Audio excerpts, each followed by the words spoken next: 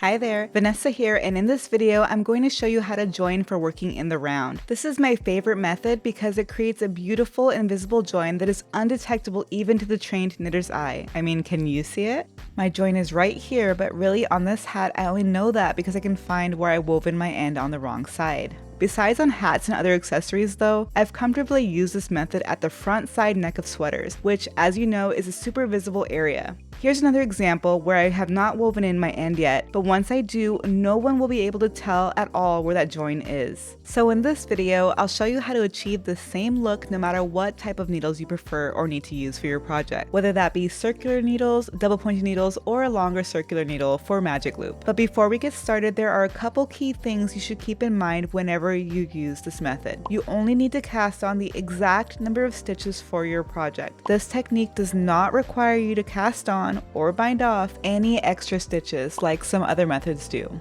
First, I'm going to show you how to do this on a small circular needle because the same concepts will apply no matter what type of needles you end up using, but these needles will really let us see the technique in action. Hold your needles with your cast on stitches all facing the same way, and the cast on edge should be toward the inside of the circle. You don't want your stitches spiraling around the needle or facing opposite directions, like this for example, or else your cast on edge will be twisted. Next, make sure both your working yarn and the tail remaining from the cast on are in the back and coming from the right needle. Alright, let's join for working in the round. With your right needle, slip the first cast on stitch from the left needle to the right needle.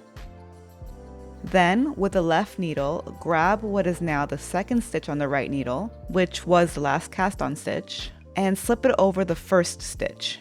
But instead of dropping it off the needle like in other methods, you're actually just going to swap the two stitches positions so they are forming an X between the needles and no stitches are bound off. Now, grab a stitch marker and place it on your right needle, and then just get ready to start knitting as usual. You might notice that the first stitch is a little awkward to knit, but that's just fine. If you notice that it's loose, you can pull on the tail to tighten the stitch a little bit if you want to, but you don't have to. Now just follow your pattern's instructions for this first round until you have one stitch left to work before the marker. Alright, here we're coming up on the last stitch of the round, and when you reach it, you'll see that your tail is at the front of the work. So before I purl the last stitch, I'm going to grab the tail and bring it to the back of the work between the needles, just like that, and then work the final stitch. When you do this, you'll notice a little resistance, but again, that's totally fine. It'll work itself out, even if it looks a little scary right now. I'll work a few stitches into the round so we have a better view of the join. And here it is. You can see that even though the first and last stitches were a little odd to work, this looks really good, and you can tighten the tail however much you like to neaten things up. But look, there is no jog or funky business happening here. Now I'll show you how to do this join with double pointed needles. I have my cast on stitches divided over 3 needles, but of course you can also do this with 4. And just a quick reminder that you'll want to make sure your stitches are all facing the same way with the cast on edge toward the center, and the working yarn and tail should be coming from your right needle and placed at the back of the work. Now, without introducing your 4th or 5th working needle, use the needle holding the last cast on stitch to slip the first cast on stitch to that needle. Then, take the left needle and slip the last cast on stitch over the first and on to the left needle. Be very careful not to drop the stitch off the needle. Again, we are swapping the position of the stitches and making them form an X.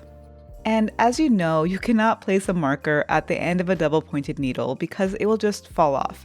But you can use a locking marker and hook it onto the leg of the first stitch of the round, just like this.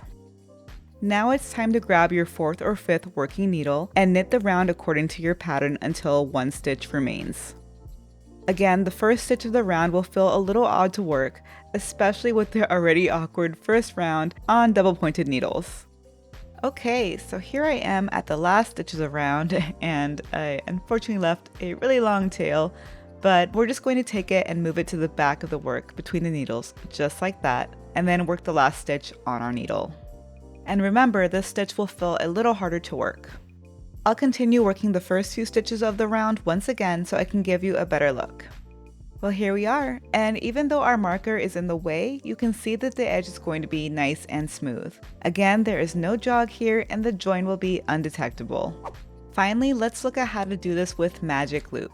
I've cast on all my stitches onto a 32-inch or 80cm circular needle, and as you probably know, joining for working in the round with magic loop can be tricky, but this method makes it super easy.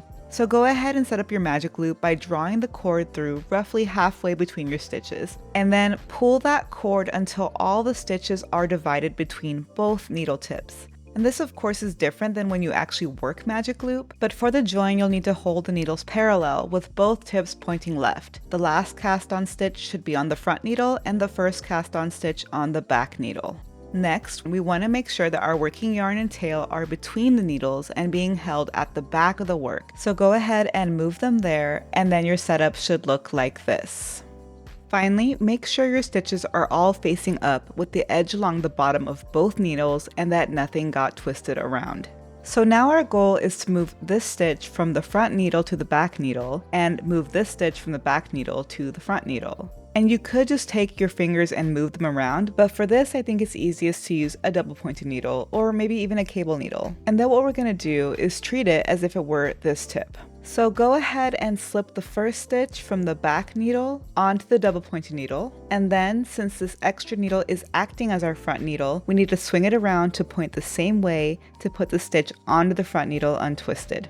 Now, treating the extra needle as the back needle, insert it into the second stitch on the front needle and bring it up and over the first stitch. But then instead of removing the extra needle and binding off one, I'm going to swing the double pointed needle around to point the same direction as the back needle, place the stitch onto that needle, and then let the extra needle go. So now that the join is done, we can tighten the tail a little bit, and then let's take a look. You can see the positions of the stitches have been swapped exactly like they would be if we were using circular needles. So now get ready to work your magic loop, and the working yarn should be in the back because we put it there earlier, and then just start knitting. And just like with the other two needle types shown in this video, the first stitch will feel awkward to work on this first round only. Also, you don't need to place or attach a marker here because when your cast on tail is at the right, you'll know you're starting a new round. But for now, continue working this round as your pattern instructs until one stitch remains.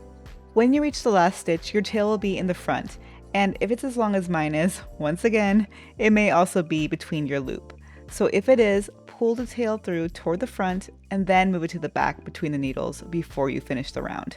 Also, like the first stitch of the round, the last stitch may feel odd to work, but from round 2 onward, it'll feel the same as the other stitches. Okay, so here's our join, and you can see it's nice and invisible. There is no jog or loose stitches, and no one will ever know where your round began.